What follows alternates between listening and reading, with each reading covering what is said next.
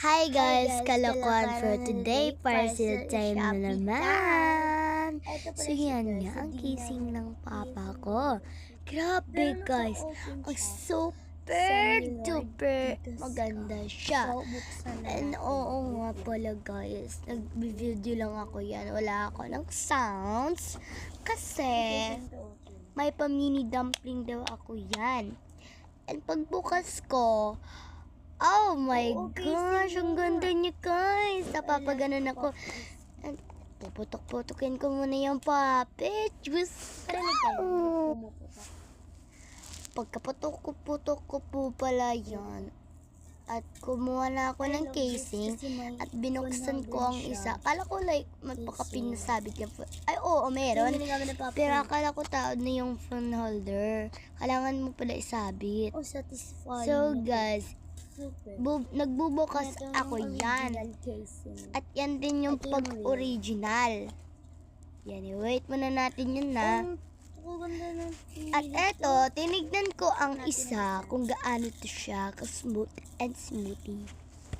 Ay, kailangan po siya sabi. Nung pagtingin ko, ay ayan ang smoothie niya guys. Grabe. Smoothie yan. Nung pagganon ko. And ala, yung habol ng lihok. Ayun, kapit ko. And guys, yan ang mga mari ko. Grabe. Napaka-smooth talaga ng cellphone niya. At saka, ang smoothie ng phone niya mga day. Ang sarap hawakan.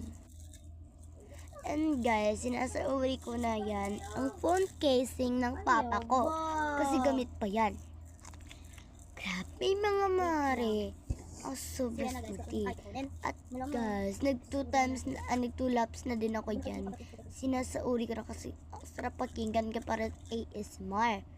And guys, pagkatapos ko yan, nag-unboxing na ako ng mini dumpling. Ayan, nag-unboxing na ako ng mini dumpling. So, nabaliktad ko pala yan. Oopsie, sorry. Mini dumpling. Ayan, ang bango-bango niya mga guys. And I love it. I love it, the quality, ha. Ang gaganda-ganda yan. Murder na kasi ako yan. Guys, and ang stinking niya. Totoo na naman yan yung binibili ko. Legit nga niya.